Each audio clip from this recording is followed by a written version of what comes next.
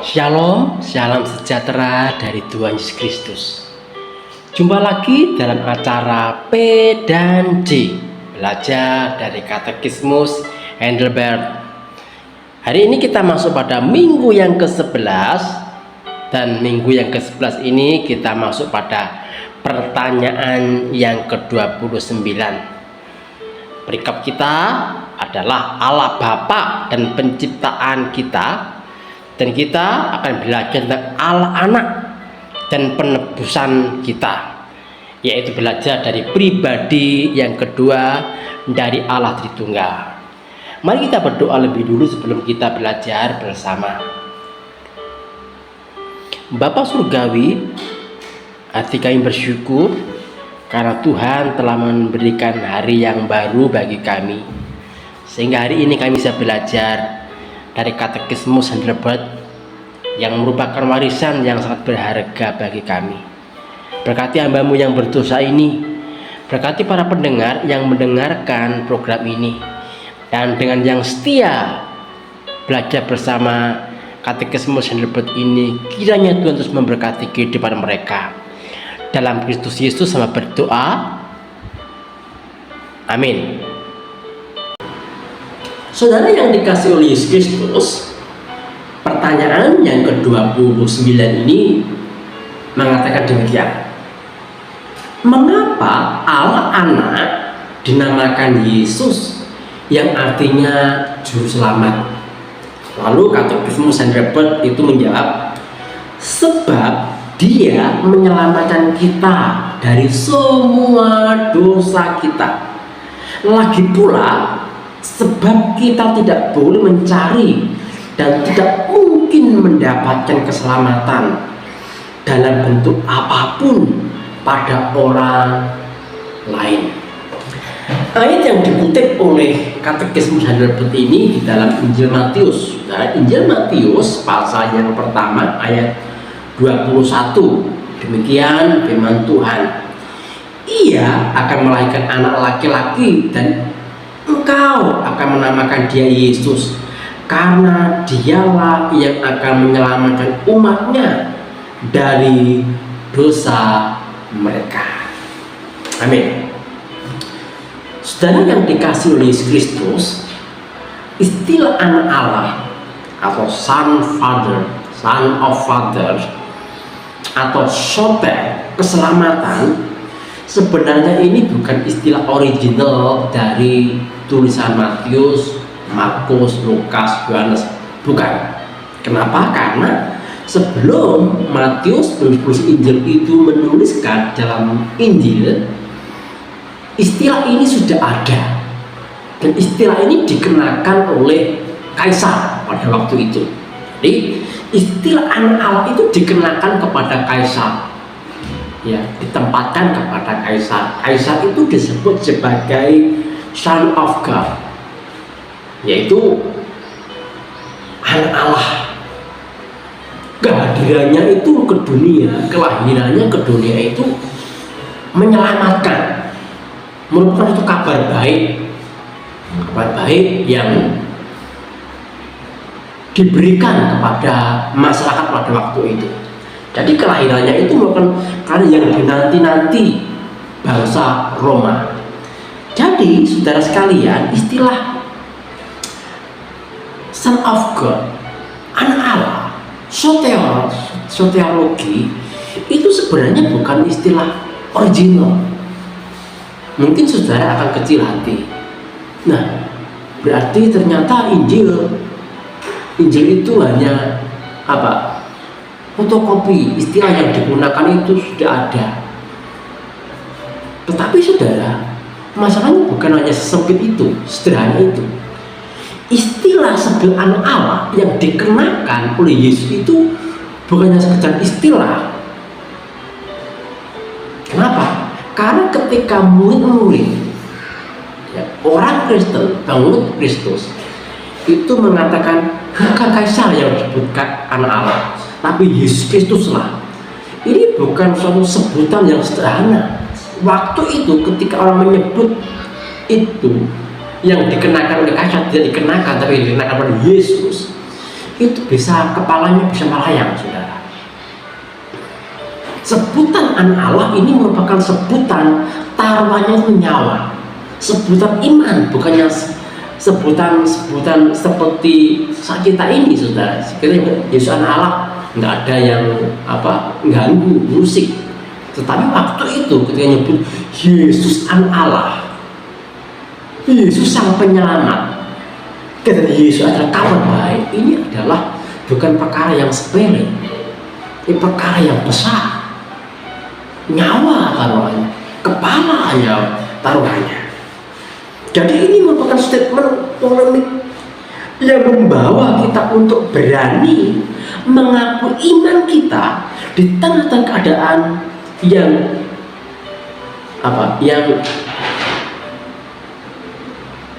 sulit untuk dikatakan, ya, jangan dikatakan.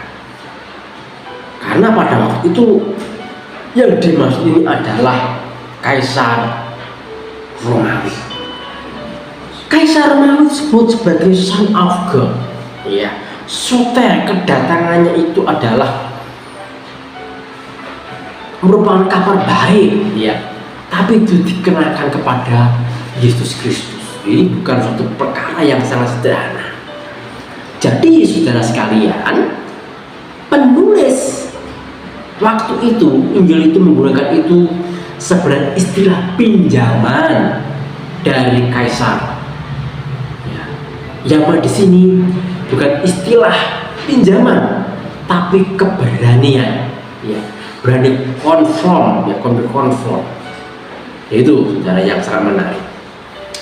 Jadi saudara yang dikasih Yesus Kristus, kita bisa lihat di sini Injil Matius mengatakan, ia akan melahirkan anak laki-laki dan engkau akan menamakan dia Yesus, karena dialah yang akan menyelamatkan umatnya dari dosa mereka. Nah, menarik kata istilah dosa. Istilah dosa ini sangat menarik untuk kita lihat bersama, karena Lukas, ya, kata zin itu sangat konkret, ya, sangat konkret. Ya, berbicara tentang dosa-dosa tindakan, ya. Dosa-dosa pikiran, dosa-dosa hati. Jadi, Paulus beda. Paulus menyebut zin atau dosa itu adalah kuasa dosa yang dimana manusia tidak bisa keluar dari dosa kecuali hanya bisa dibebaskan oleh Yesus Kristus. Nah, ini Paulus mempunyai dogma, memiliki teologi. Paulus berbeda dengan teologi Lukas. Kalau Paulus menyebut sebagai kuasa yang mengikat manusia, di mana manusia tidak bisa keluar dari cengkeraman dosa kecuali dibebaskan oleh Yesus Kristus. Nah itu saudara. Tetapi Lukas menyebut sin, dosa itu lebih konkret, ya, menurut perbuatan-perbuatan yang dilakukan oleh manusia. Nah saudara yang dikasih Kristus, katekismus Heidelberg ini, kata zin ini berbicara tentang kemunafikan, ya, kemunafikan, dosa kemunafikan. Ada seorang pengkhotbah, saudara, kebangunan rohani itu pernah, ya, menantang orang yang bertobat di dalam acara kebangunan rohani itu. Lalu yang bertobat itu ditanya oleh seorang pengkhotbah ini.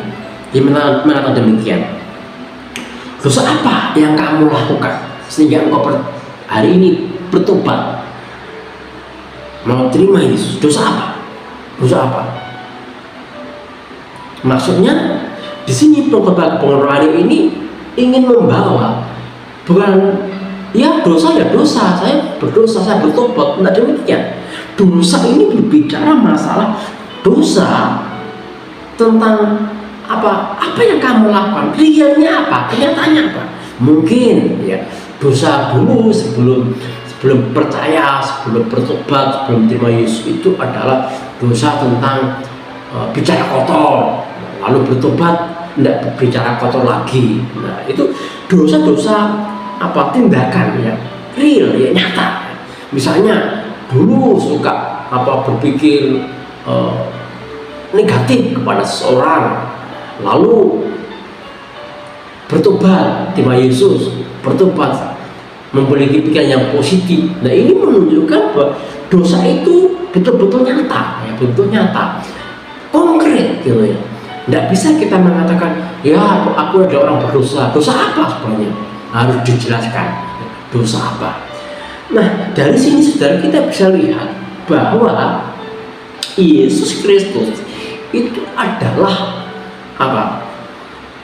yang menyelamatkan manusia. Kalau dikatakan mengapa anak Allah dinamakan Yesus, yang artinya juru selamat, Katekismus menyebutkan sebab dia menyelamatkan kita dari dosa kita. Lagi pula sebab kita tidak boleh mencari dosa, tidak boleh mencari dan tidak mungkin mendapat keselamatan dalam bentuk apapun pada orang lain. Tidak ada keselamatan selain dari Yesus Kristus. Maka Yesus disebut sebagai anak Allah. Ini Katekismus Heidelberg itu menyebut demikian.